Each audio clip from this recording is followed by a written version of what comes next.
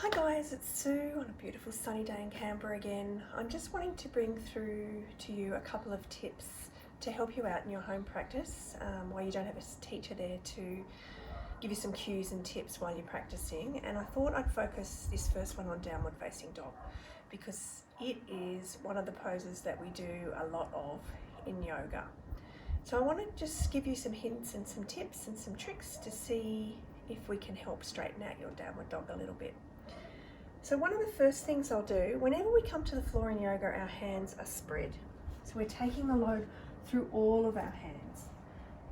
So chaturanga, up dog, down dog, all of them, fingers spread nice and wide. And we want to try and bring that pressure, the grip in through our pointer finger and our thumb to distribute the weight, because we do have a tendency to roll out to the side. So just trying to distribute that weight a little bit. So pushing up and back with our hips.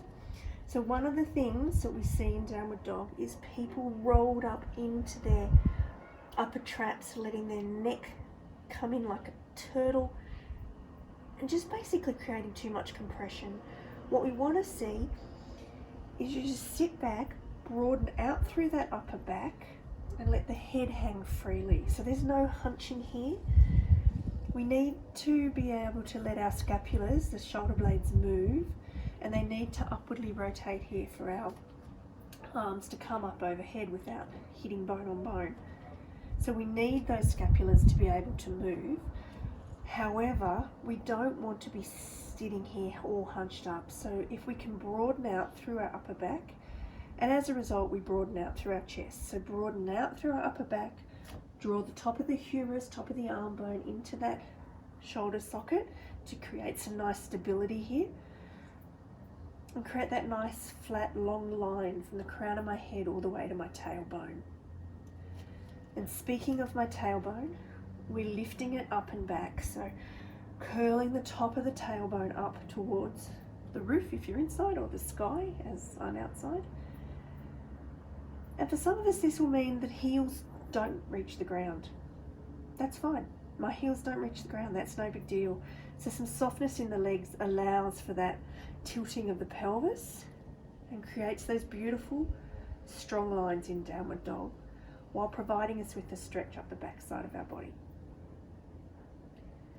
One of the other mistakes we have is too short a downward dog. So we see this a lot, which is almost like a half forward fold, half downward dog. My heels are on the ground, which, yippee, so what? I am so hunched up and compressed in the shoulders and I can't get a deep breath. So while you may think it's harder for you to do a longer downward dog, it's much better. And the easiest way to check our downward dog length is come to plank, and we should be able to move from plank to downward dog without moving our hands. So that nice long line. Downward dog, plank, plank, downward dog.